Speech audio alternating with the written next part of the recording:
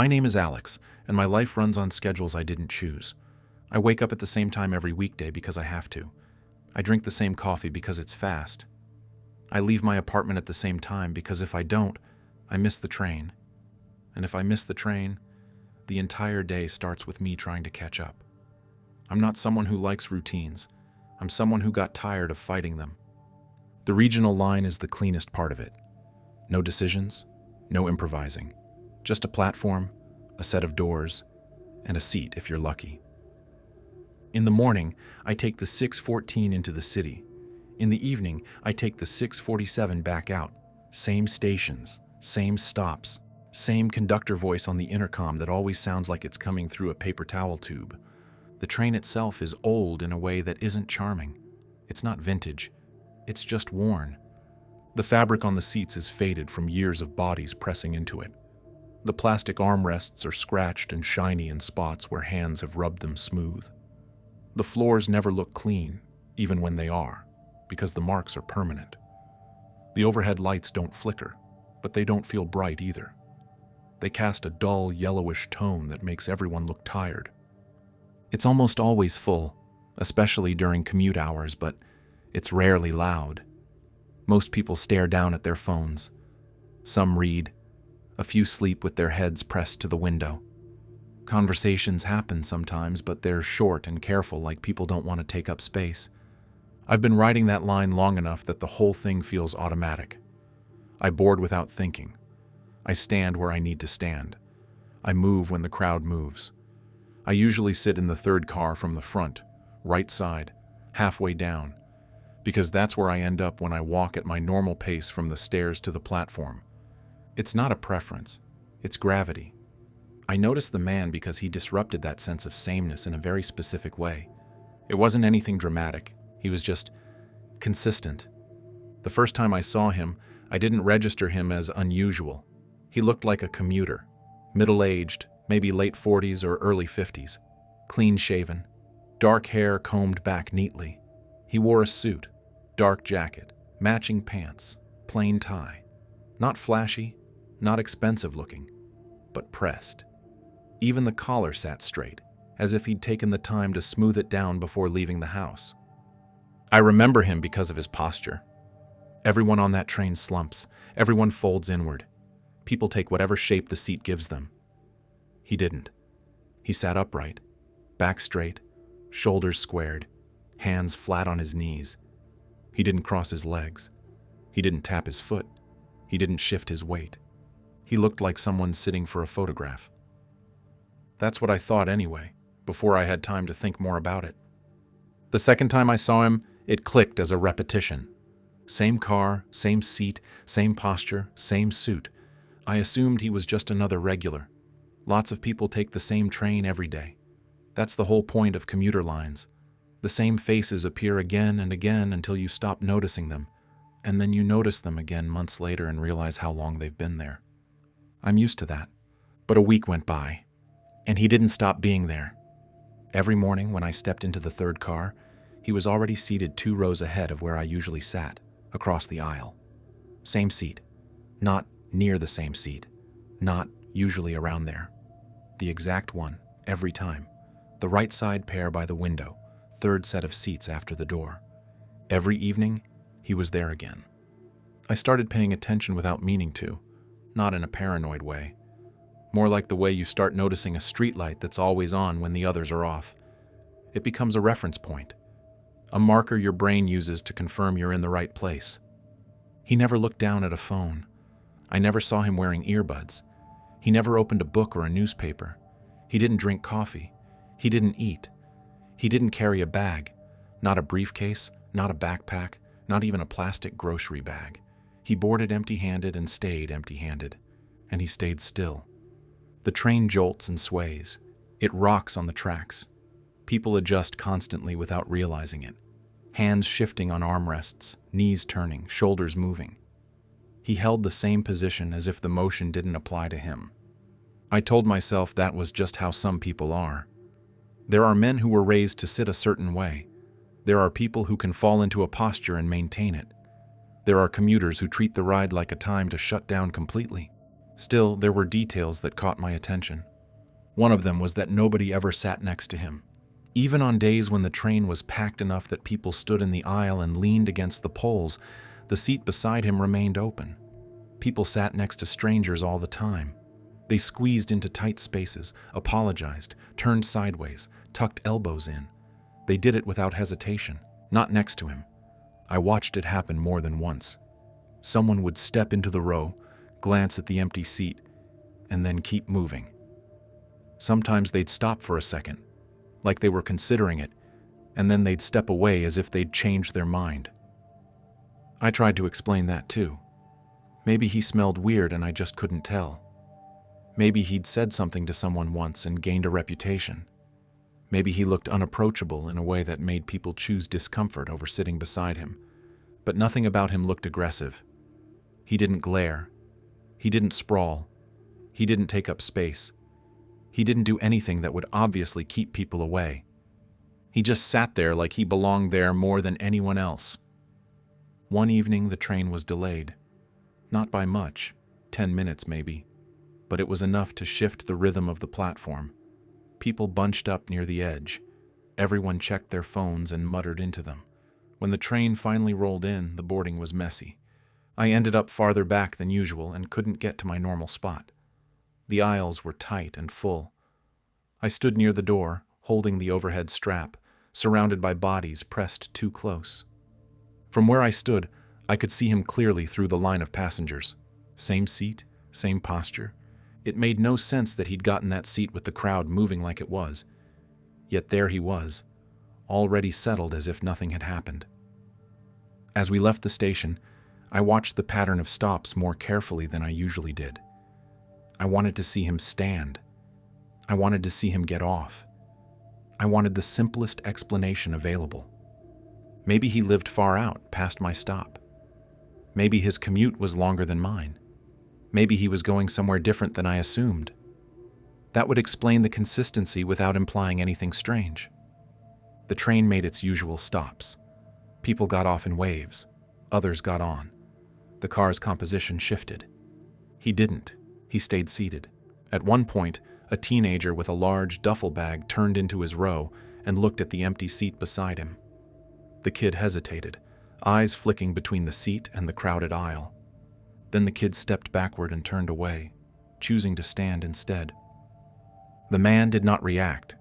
He didn't glance up. He didn't acknowledge that the seat beside him had been considered and rejected. He remained facing forward, hands on his knees, as if he couldn't hear anything happening around him. By the time we reached my station, the car had thinned slightly. I gathered my bag and moved toward the doors with everyone else. It was the usual coordinated shuffle of commuters who've done this too many times to be polite about it. I stood at the door, waiting for it to open. When it did, people stepped off. I stepped off with them, and then I did something I don't normally do. I paused on the platform and looked back into the car. The man was still there, same seat, same posture, same suit. The doors closed with a soft, pneumatic sound. The train pulled away. I stayed on the platform, watching the windows slide past.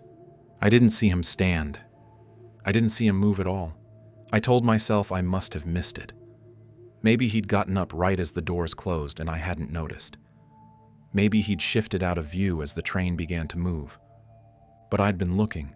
I'd been staring directly at him. I drove home and tried to forget about it. I made dinner. I washed dishes. I watched part of a show I didn't care about. I went to bed earlier than usual because the day had been long and pointless. The next morning I got on the 614, third car, right side, halfway down. He was there, same seat, same posture. That was the moment it stopped feeling like a coincidence and started feeling like something I couldn't quite place. Not fear, exactly. Not yet. More like irritation at a question I couldn't answer. I began to test it in small ways. I boarded earlier one morning, moving faster than usual, just to see if I could get to that section of the car before he did. I made it onto the platform first. I stepped in as soon as the doors opened. He was already sitting there. That shouldn't have been possible unless he'd been on the train before it reached my station, which was reasonable, except that I'd never seen him stand, never seen him move, Never seen him shift like someone who'd just settled into a seat after boarding. Another morning, I stayed in the doorway longer than usual, watching people file in, just to see if I could catch him entering. The flow of passengers continued. People chose seats. People stood. He was already there. In the evening, I tried the opposite. I stayed on the train longer than my stop once, letting it carry me one station farther out than usual. It was a small thing, almost pointless, but I told myself it was a way to break routine and clear my head. I watched his seat as we passed my stop. He remained seated. At the next stop, several people got off. A few got on. The doors opened and closed. The train resumed. He remained seated. The station after that was the end of the line. The last stop before the train reversed direction and headed back in. Everyone left the car, even the sleepy ones, even the ones pretending not to be ready. The conductor walked through and announced it clearly. I didn't get that far. I got nervous about being late and got off at the next stop, heading back on the return train. I told myself I'd do it properly another day. I told myself it was nothing. But that night, as I drove home, one thought kept repeating itself, simple and stubborn. I see him every day. I watch him. I track him in my head, and I still can't picture him standing up. I couldn't remember seeing him walk down the aisle. Couldn't remember him squeezing past anyone. Couldn't remember him stepping onto the platform. The train moved. The world moved. People moved. He stayed in the same place, in the same position, like the seat had been made for him and him alone. By the end of the week, that small question had hardened into something else. Not certainty. Not yet. Just a clean, unsettling gap in my routine. Something that didn't fit, no matter how I turned it over. On Friday evening, as the train pulled away from my station and the windows slid past in their steady rhythm, I stood on the platform and watched until the last car vanished into the distance. I tried one more time to catch him moving. I didn't. And walking toward my car, I realized the thought was no longer casual or curious. It had become sharp enough to stick. I didn't just not remember seeing him get off. I wasn't sure he ever did. The first time it happened, I almost missed it. The tunnel sits about 15 minutes after my station, long enough that most people have settled into whatever version of stillness they prefer. Phones are out. Eyes are half closed. The train has found its rhythm, the steady clatter of wheels smoothing into something you stop consciously hearing. I'd been standing that evening, wedged into a narrow space near the aisle. The car was full in the way it usually was. No shouting, no pushing, just bodies packed close enough that you became aware of other people's breathing. The man in the suit was in his usual seat. I wasn't watching him on purpose. Not at first. My eyes just kept drifting back to that spot the way they had all week, checking it without asking why. The train slowed slightly as we approached the tunnel. You could always tell when it was coming. The sound changed first, the open-air noise dulling as the concrete walls closed in around the tracks. Then the lights flickered. Not unusual. Everyone knew that stretch. The tunnel was old, and the electrical system had its quirks. I'd seen the lights dip there more times than I could count. This was different. There was a single sharp flash, white and bright enough to wash the car in it, like someone had fired a camera directly in front of my face. It lasted less than a second, but in that second, I saw him. Or I saw something where he had been. The man's face didn't disappear. It didn't change shape in a dramatic way. It just failed to look right. The structure underneath showed through in places it shouldn't have. His cheeks looked hollowed, pulled inward too far. The skin across his face was stretched tight, almost glossy, as if it didn't quite fit. Where his eyes should have been, there were dark, empty shapes. Not sockets exactly, just absence, like the light hadn't reached that part of him. It wasn't detailed. It wasn't clear. It was enough. The lights returned to normal immediately. The yellow glow snapped back into place. The train continued forward, plunging deeper into the tunnel as if nothing had happened. For a moment, no one reacted. I stood there, heart pounding, trying to understand what I'd just seen.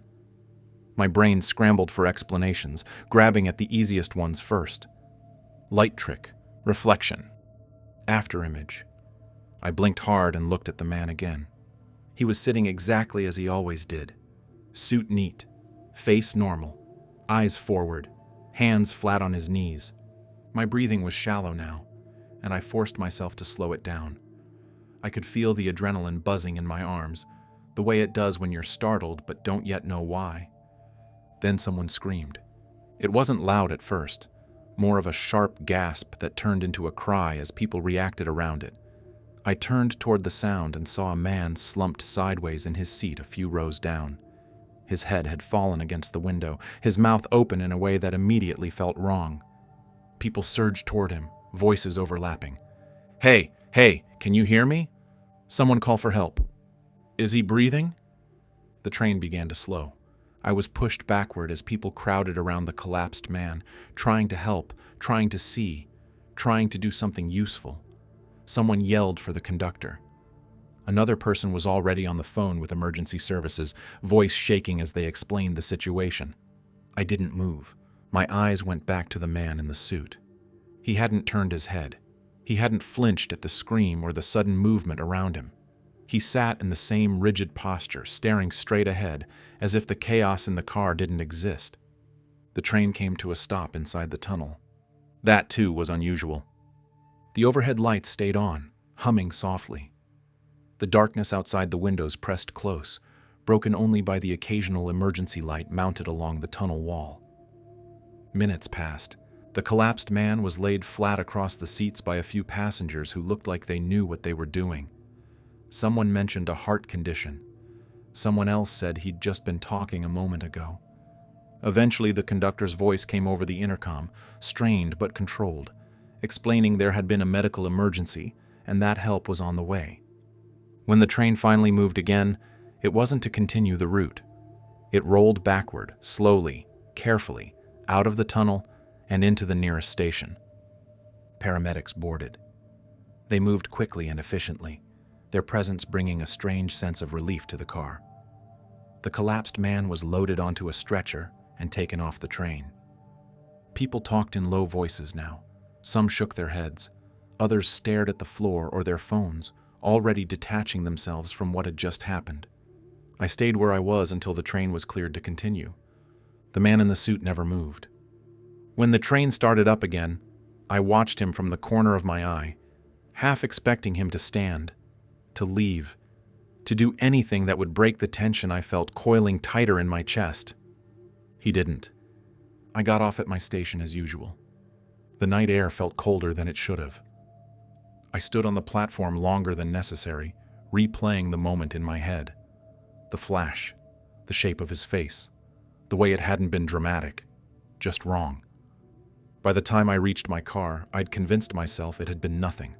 Stress, I told myself. Long day, crowded train, a sudden light change triggering a misfire in my vision. I slept badly that night, but I slept. The next evening, I boarded the train again. Same car, same time, same man. The memory of the tunnel sat heavy in my chest as we approached it. I told myself not to stare. I told myself to act normal. I told myself I was expecting something that wouldn't happen again. The train entered the tunnel. The lights flickered. This time I was watching him directly. The flash came again, sharp, white, unmistakable. For that brief instant, his face wasn't a face. The skin looked pulled too tight across a structure that no longer matched it. The jaw seemed fixed, frozen in a shape that wasn't meant to move. The eyes were gone again, replaced by dark hollows that swallowed the light instead of reflecting it. There was no expression, no movement, just the sense of something revealed that wasn't meant to be seen for long. The lights returned. A woman screamed this time. She was standing near the doors, clutching her chest, her face pale and slick with sweat. She slid down the pole she'd been holding, gasping, her knees buckling beneath her. The reaction was faster now. People recognized the pattern even if they didn't understand it. Someone shouted for space. Someone else called emergency services before the conductor even announced the stop. The train slowed and stopped again, just beyond the tunnel. I didn't look away from the man in the suit. He hadn't moved. He hadn't reacted. His hands were still on his knees. His posture was unchanged. If anything, he looked more settled, like this was exactly where he was supposed to be. As the doors opened and paramedics rushed in, I felt something cold settle in my stomach. Once as an accident, twice as a coincidence people start to talk about. I told myself that. I told myself that as the woman was taken off the train, conscious, but barely responsive. I told myself that as the other passengers murmured about bad luck and cursed the delay. I told myself that as the train resumed its route and the man in the suit remained seated, untouched by any of it.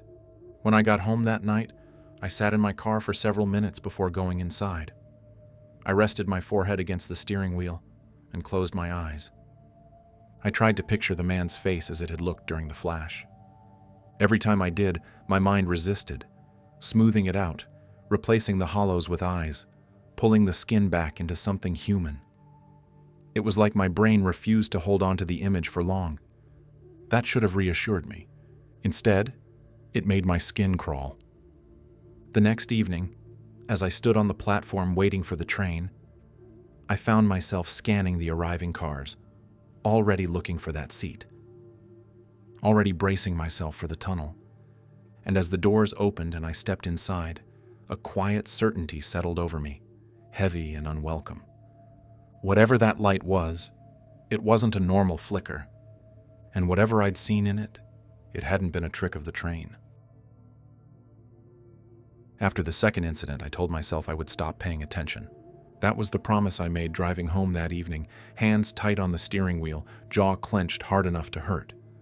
I told myself I'd fallen into the oldest trap there was, seeing patterns because I was looking for them. 2 medical emergencies on public transportation didn't mean anything on their own. It was a crowded commuter line. People were tired, stressed, unhealthy. Things happened. I said all of that out loud, alone in my car, just to hear it sound reasonable. The next evening I boarded the train anyway. Same time, same platform, same dull yellow light spilling out of the open doors. And there he was, same seat, same posture. The sight of him triggered a small, involuntary response in my body, my shoulders tightening, my breath shortening. I hated that reaction immediately. I refused to let it mean anything. I sat down in my usual place and stared at my phone until the doors closed. The train pulled away. I didn't look at him again until we reached the tunnel. I could feel it coming now, not in a dramatic way. Just the slight shift in sound as the open air vanished and the concrete walls closed in around us. The clatter of the tracks flattened, became heavier. The lights dipped, then the flash. It was quick, white, sharp. And there it was again. For that fraction of a second, the man was wrong. Not transformed, not moving, just exposed.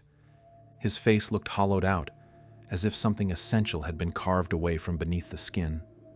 The eyes were gone again, replaced by dark, depthless shapes that didn't reflect the light. The skin stretched across his skull-like structure in a way that made my stomach turn. Not torn, not damaged, just too tight. Then it was over. The lights returned. The train kept moving. A man standing near the doors staggered, grabbing at the pole as if it had suddenly shifted beneath his hand. He made a strangled sound, knees buckling, and slid to the floor. People shouted.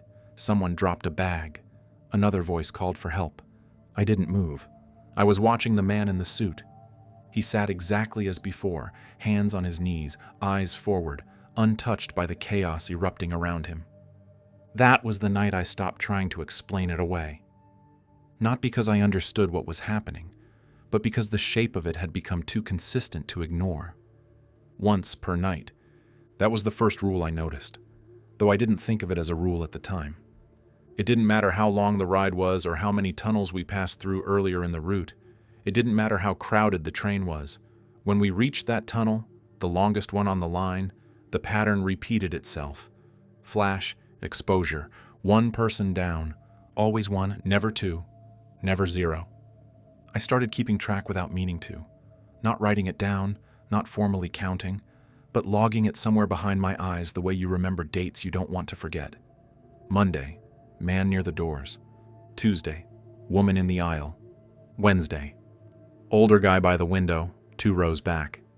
Different ages, different genders, different parts of the car. No obvious connection, except proximity. They were always in the same section of the car as the man in the suit, and they were never sitting next to him. The incidents never happened in the morning. That was another detail that took time to notice. In the mornings, I rode the same train in reverse. Same cars, same seats, same man. He was always there, but the tunnel flashes didn't happen. The lights flickered occasionally, the way they always had, but there was no sharp burst of white, no glimpse of anything wrong. No one collapsed, no emergency stops. Morning rides were uneventful. Evenings were not. By the end of the second week, I was certain enough to test it. I boarded earlier than usual one night, positioning myself where I could see more of the car at once. I watched faces instead of my phone. I paid attention to breathing, posture, movement. When the flash came, I didn't blink. The man's true shape hit my vision like a blow. This time I noticed more. The jaw looked fused, locked into a shape that suggested it had forgotten how to open. The skin around the mouth was drawn back too far, exposing too much of the structure beneath. The neck was thin, elongated, stretched in a way that made it look fragile. He did not turn his head. He did not react. He did not acknowledge me watching. The lights returned. A teenage girl 2 rows ahead of him cried out and dropped to her knees, clutching her head as if something had struck her from the inside. She didn't lose consciousness, but she couldn't stand. Her friend screamed her name over and over, panic flooding her voice. Once again, the train slowed. Once again, we stopped. Once again, help arrived. And once again, the man in the suit stayed seated.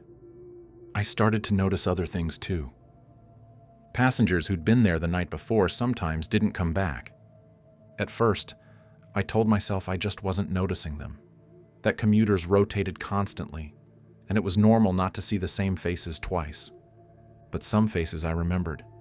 A man with a distinctive scar along his jaw who'd stood near the man in the suit the night he collapsed. I never saw him again. A woman who'd worn the same bright blue coat 3 evenings in a row vanished after she'd been helped off the train, pale and shaking. No announcements were made. No updates were given. Life went on. The man in the suit remained.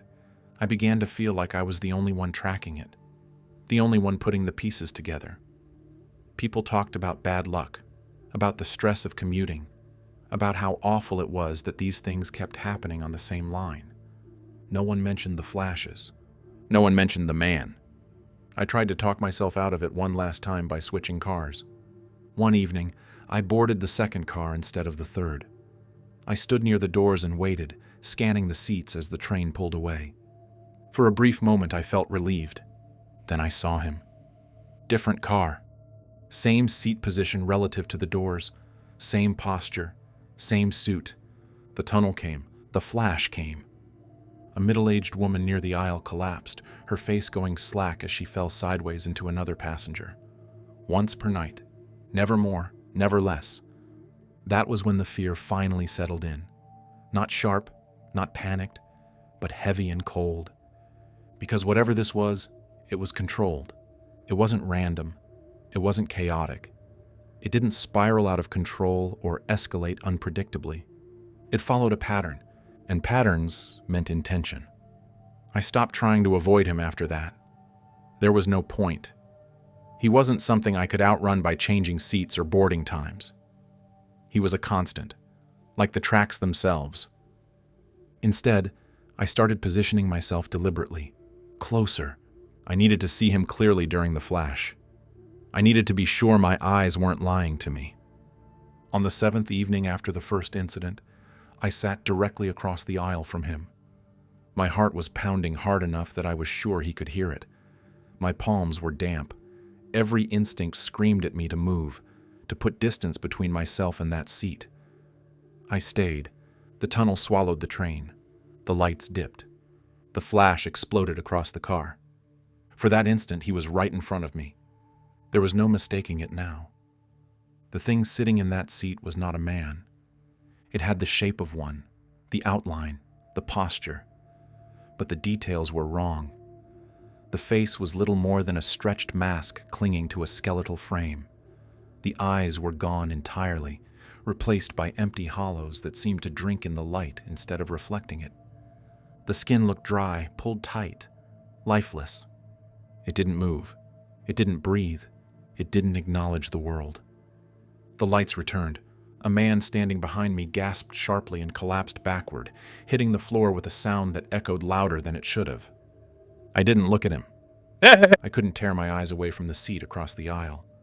The man in the suit was back, perfectly normal, perfectly human, as if nothing had happened, as if I hadn't just seen what lived beneath the surface.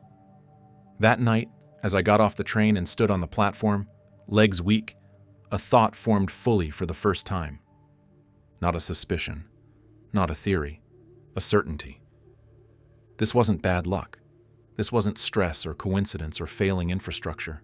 It happened once per night, always after the tunnel, always around the same seat. And the thing sitting there wasn't just present, it was waiting.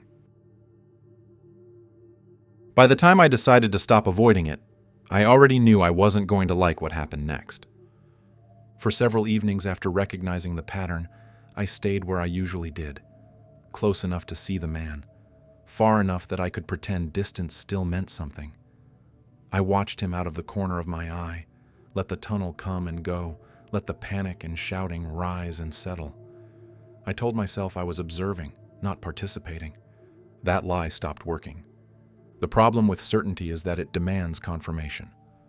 Once the thought this isn't a coincidence had lodged itself in my head, I couldn't ignore it.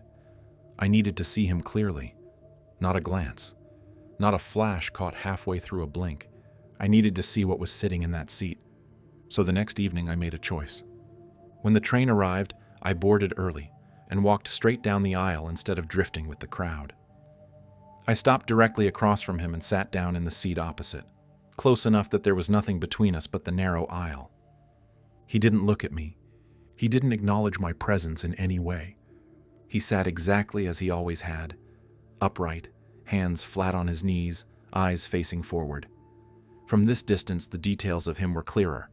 The faint lines at the corners of his mouth, the crease in his pants, the way his jacket sleeves ended just above his wrists. He smelled faintly of something clean and dry. Soap, maybe. Nothing unpleasant. For a moment, I felt ridiculous. This is a man, I told myself. Just a man. You're projecting things onto him because you're tired and freaked out, and your brain wants an answer. I stayed seated. The car filled around us. People took the remaining seats. Others stood, gripping poles and overhead straps. Conversations rose and fell. Someone laughed quietly at something on their phone. Normal life continued. The train pulled away from the platform. I didn't take my eyes off him. As we moved farther along the route, the familiar tension began to build in my chest. I could feel the approach of the tunnel before we reached it, the way the sound of the train shifted, the way the outside light dimmed. My heart started to pound. I focused on breathing evenly, keeping my gaze steady. The lights dipped. Then the flash came. It was stronger than before. Brighter. It lasted longer than a heartbeat, long enough that there was no doubt about what I was seeing. The man across from me was gone. In his place sat something with the same outline, but none of the details that made a person recognizable. The face had collapsed inward, the structure beneath exposed in the most subtle, unsettling way. The cheekbones jutted too sharply. The jaw was locked into place, fused as if it no longer knew how to open. The skin clung to it in thin, stretched patches, pulled tight in some places, sagging in others, as if it had been fitted hastily and left unfinished. There was no blood, no wounds, just decay. The eyes were the worst part. They weren't injured. They weren't damaged. They were simply gone.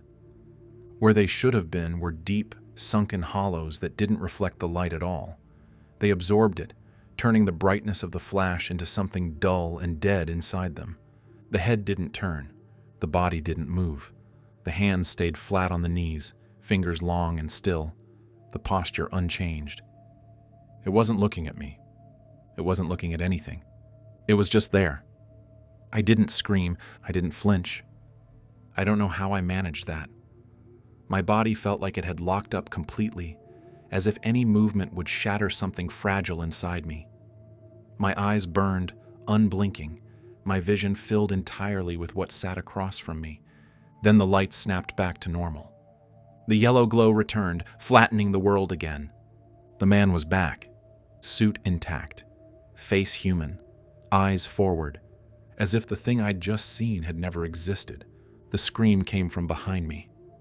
I heard it before I turned, a sharp, panicked sound that cut through the low murmur of the car. An older woman had collapsed into the aisle, her body twisted awkwardly, one arm bent beneath her at an unnatural angle. Her mouth moved soundlessly for a moment before words finally came out, broken and slurred. People surged toward her. Someone shouted for help. Another voice yelled for space. Bags were dropped. A man knelt beside her, hands shaking as he tried to keep her still. The car filled with noise and movement. I didn't turn around. I couldn't. My eyes were still locked on the man in the suit. He hadn't reacted, not to the flash, not to the scream, not to the sudden chaos unfolding a few feet behind me. He sat as if nothing had interrupted his evening, as if this was all part of the ride. The train slowed, brakes screeching slightly as we came to an unscheduled stop just beyond the tunnel. The conductor's voice crackled over the intercom, strained but practiced, announcing a medical emergency and asking passengers to remain calm. I finally forced myself to look away. The woman was surrounded now, passengers and conductor trying to help until paramedics could reach us. Her face was pale, her breathing shallow. Someone held her hand and spoke to her softly, trying to keep her conscious. The doors eventually opened. Emergency lights from the platform spilled into the car. Paramedics boarded and moved quickly, efficiently, their presence cutting through the panic like a blade. They took the woman away. People whispered. Some cried quietly. Others stared at their phones, already retreating into distraction. I turned back to the man. He hadn't moved. I realized something then, standing there with my hands clenched at my sides. No one was looking at him, not just avoiding eye contact, not choosing not to sit next to him. No one was reacting to him at all. A woman stepped past his seat, her shoulder brushing close to his arm, and didn't hesitate. A man stood directly in front of him, blocking my view for a moment, and then moved on without so much as a glance in his direction. It was as if he occupied a blind spot. I watched faces carefully after that, watched where people's eyes went when the flash faded and the panic began. They looked at the collapsed passenger. They looked at each other. They looked toward the doors. They never looked at him. The train started moving again, pulling back into its route as if the interruption had been nothing more than a delay to be complained about later. I stayed standing for the rest of the ride, even when seats opened up. I couldn't bring myself to sit down again. At my stop, I got off without looking back. The platform air hit me like a shock. I stood there for a moment, bent forward with my hands on my knees, trying to breathe past the tightness in my chest. I knew what I'd seen. There was no room left for doubt. That flash hadn't revealed a trick of the light or a distortion caused by motion. It had shown me something consistent, something solid enough to repeat the same way every time. And it wasn't just that the thing sitting in that seat wasn't human. It was that I was the only one who ever saw it. I drove home in silence, gripping the wheel too tightly, replaying the image in my head despite my efforts not to. Every detail was still there. The hollows where eyes should have been, the way the skin stretched too tight, the unnatural stillness of it all. My mind kept circling the same question, over and over. Why me? I didn't sleep much that night. When morning came, I boarded the train again out of habit more than choice. Same car, same seat across the aisle. The man was there. The ride was uneventful. No flash, no collapse, no screams. Morning light passed through the windows, ordinary and harmless. He looked like a man. That was almost worse. By the time evening came again, the fear had settled into something colder and more focused. I wasn't just afraid of what I might see. I was afraid of what it meant that I was seeing it alone. As I stepped onto the platform and watched the train arrive, My eyes went immediately to the third car, to the familiar row of seats. He was already there, waiting, and with a clarity that left no room for denial, I understood something I hadn't allowed myself to say out loud before. Whatever was sitting in that seat wasn't hiding. It wasn't trying to be subtle. It was letting me see it, and it was only a matter of time before it did more than sit there. I knew something was going to happen that night. There was no sign for it. No change in the schedule, no feeling in the air, no difference in the way the train arrived at the platform. It was just a certainty that settled in me as soon as I stepped out of my car and onto the concrete, the same way you sometimes know you're about to get sick before the symptoms start. The train pulled in on time. Same regional line, same third car, same dull yellow light spilling through the windows. I saw him before the doors even opened. Same seat, same posture, same suit. What was different was the seat beside me. It was empty. That shouldn't have mattered. Seats were empty all the time. People boarded and got off in uneven waves. Sometimes you sat next to strangers. Sometimes you didn't. But the emptiness beside me felt deliberate. I took my seat slowly, every part of my body tense, my movements careful. I didn't look at him directly. I didn't want to give him the satisfaction of attention, even though I already knew that pretending he didn't exist hadn't helped before. The car filled around us. The doors closed. The train started moving. For the first few minutes, nothing happened. The familiar sounds returned. The hum of the engine, the muted clatter of wheels on tracks, the soft rustle of jackets and bags as people settled in. I kept my eyes forward, fixed on the back of the seat ahead of me. My heart beat hard enough that I could feel it in my throat. This is nothing, I told myself.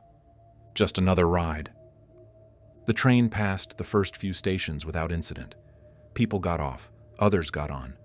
The rhythm of it almost lulled me into thinking I'd been wrong, that whatever escalation I'd been bracing for wasn't coming tonight. Then, out of the corner of my eye, I saw movement. Slow, deliberate. The man in the suit stood up. It was the first time I had ever seen him move. He didn't rise the way people usually do on trains. No bracing of hands on the seat, no shift of weight, no moment of imbalance. He simply stood, unfolding upward in one smooth motion, as if gravity had briefly loosened its grip on him. The car seemed quieter suddenly, not silent, just muted, like someone had pressed their hand over the sound. I turned my head despite myself. He was standing in the aisle facing me. From this close, he looked exactly as he always had. Ordinary, neat, human. If I hadn't seen what I'd seen in the tunnel flashes, I would have had no reason to feel afraid. That made it worse. He stepped toward me. One step, then another. Each footfall was soft, barely audible over the noise of the train. He stopped beside the empty seat next to me and turned, lowering himself into it with the same controlled precision he used when sitting alone. The seat cushion compressed slightly under his weight. I felt it. The movement of air, the shift in space, the undeniable proof that he was there. My body refused to react. Every instinct screamed at me to stand up, to shove past him, to move anywhere else, but my muscles wouldn't respond. My hands stayed locked on my knees. My back pressed rigidly against the seat. It wasn't that I couldn't move. It was that my body didn't recognize the option. He adjusted himself once, smoothing his jacket, then returned his hands to his knees. From this angle, I could see the fine details I'd missed before. The faint discoloration around his knuckles, the way his fingers seemed slightly too long for his hands. He sat perfectly upright. Then, slowly, he turned his head. Our eyes met. Up close, his gaze was worse than the flashes had been. There was no emptiness in it now, no hollows, just eyes that were completely calm, completely focused, and utterly uninterested in anything but me. He wasn't angry. He wasn't pleased. He wasn't curious. He looked like someone waiting for a scheduled event. "You're not getting off tonight," he said. His voice was quiet, flat, not whispered, not raised, just loud enough that I could hear it clearly over the sound of the train. No accent, no distortion, no strain. He spoke the way you'd tell someone the time. I opened my mouth, Nothing came out. I tried again, forcing my lungs to pull in air, but my throat locked around it. The effort sent a sharp pulse of panic through my chest. He didn't look away. He didn't blink. The train continued forward. Station lights slid past the windows, each one marking a place I normally recognized. Stops I'd gotten off at hundreds of times before. I watched them go by with a detached sense of disbelief, as if they belonged to someone else's commute. My stop was coming up. I knew it was. My phone buzzed in my pocket with the reminder I'd set months ago and never bothered to turn off. 5 minutes. I tried to stand. Nothing happened. My legs felt heavy, like they were sunk into the floor. My hands wouldn't release the grip they'd taken on my knees. Even my head felt fixed in place, my neck stiff, my gaze trapped forward. Panic surged now, hot and sharp. I tried to scream. The sound caught in my chest, reduced to a shallow, useless gasp. Around us, the car felt normal. People talked quietly. Someone laughed. A man a few seats away scrolled through his phone, thumb moving lazily across the screen. No one was looking at us.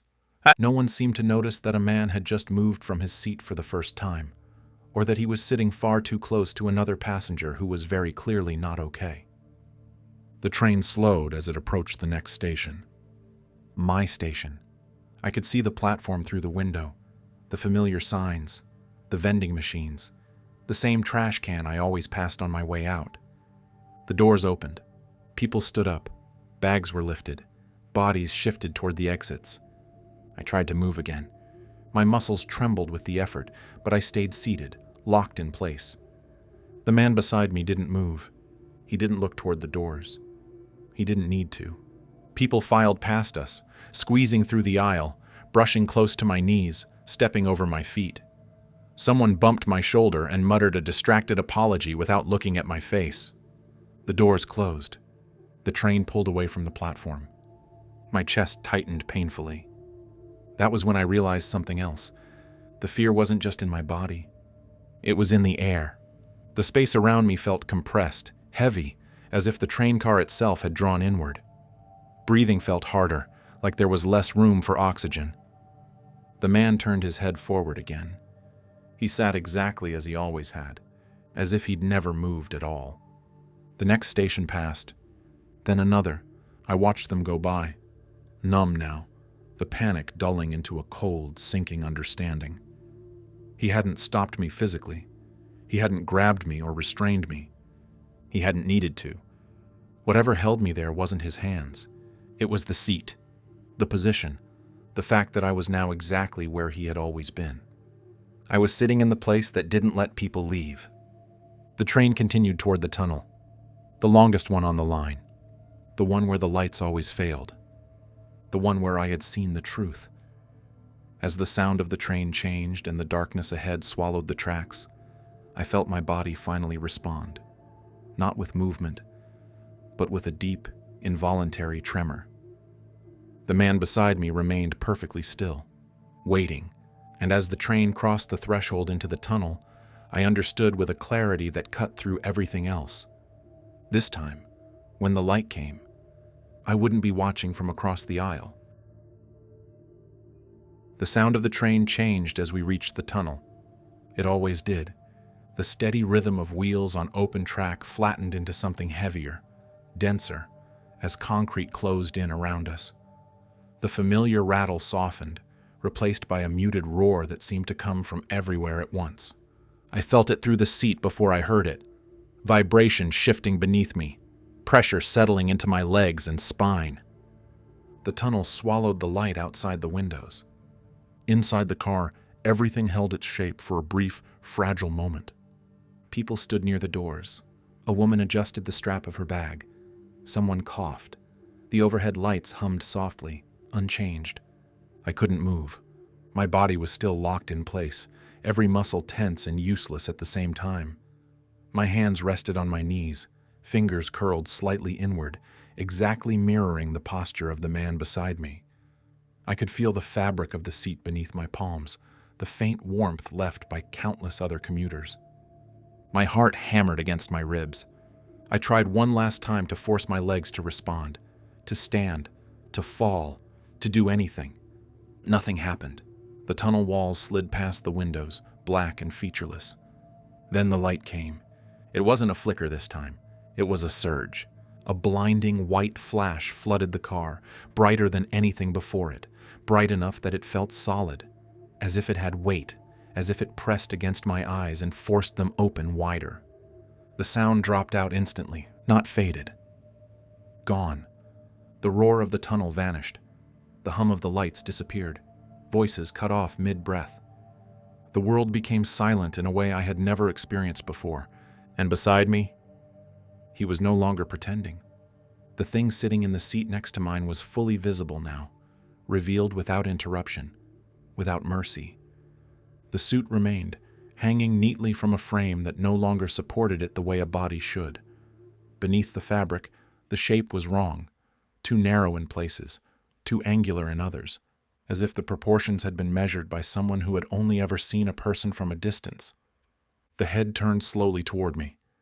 This time, there was no hesitation, no partial glimpse, no ambiguity. The face was ruined. What skin remained was stretched thin and lifeless, clinging to a skeletal structure that pressed outward in sharp lines. The cheeks had collapsed inward completely, leaving the bone beneath clearly defined. The jaw jutted forward, fixed in place, teeth visible through lips that had pulled back too far to ever close again. The eyes. There were eyes now. Sunken deep into the skull, ringed with darkness, they reflected the light in a dull, uneven way. Not glassy, not dead. Aware. They focused on me with deliberate precision. And then the mouth moved. The skin around it cracked slightly as the expression shifted, muscles long unused pulling into something that might once have been a smile. It wasn't wide. It didn't stretch unnaturally.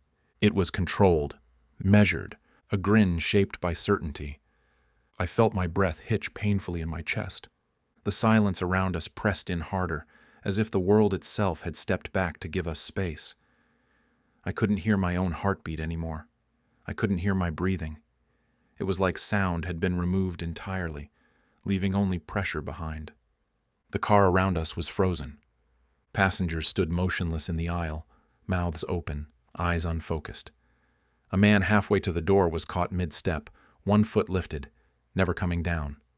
A woman's hand hovered inches from the pole she'd been reaching for. None of them moved. None of them reacted. They might as well have been mannequins. The thing beside me leaned closer.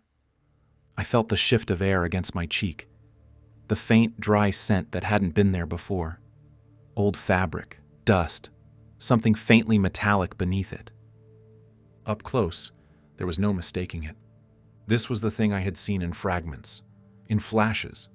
In stolen moments my mind had tried to soften and forget. Now there was nowhere for it to hide. The grin widened slightly, just enough to make the intent unmistakable.